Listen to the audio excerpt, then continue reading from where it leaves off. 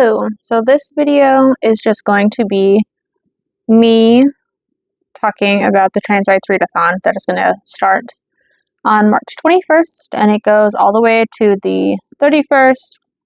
Normally it's only a week. This year it's 10 days, and it's kind of a fundraising readathon. A lot of creators set up pages and that kind of thing. I personally am just going to be donating probably $1 per book that I finish, just because that's what is feasible for me. So I have a stack of books here and my Nook e-reader, because I have 3 books on here, and I'm just going to go through the kind of options. I'm not going to finish all these in 10 days. I don't read that fast. But I am a mood reader, so I need options, which is why the stack is more than 5 books. So we're just going to go through those. So the first 3 I'm going to talk about are on my Nook e-reader that I have.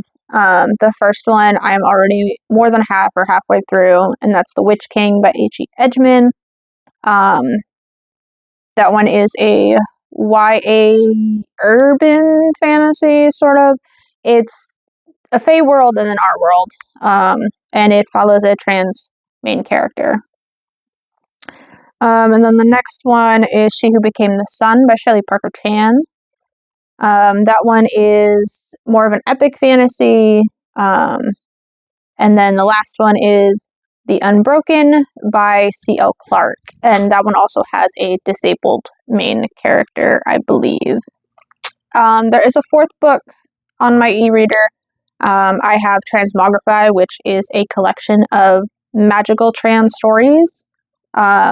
Mainly it's a bunch of authors who are writing trans stories with magic and everything in it. So that one will be fun.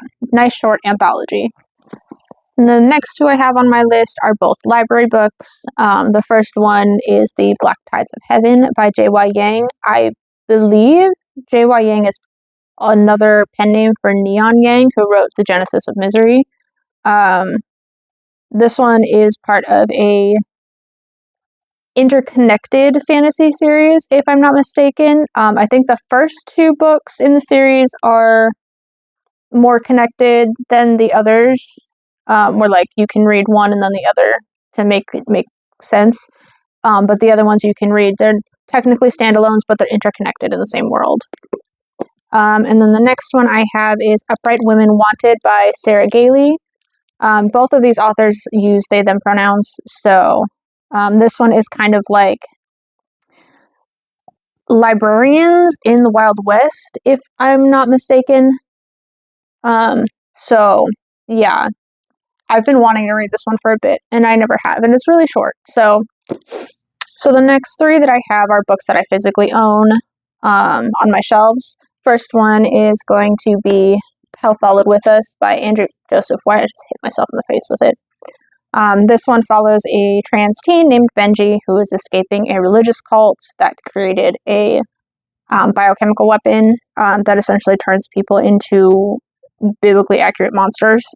So this one deals with a lot of religious trauma, and it is very, very gory. Andrew Joseph White is known for his body horror in his young adult books. So do with that information what you will. Read at your own expense.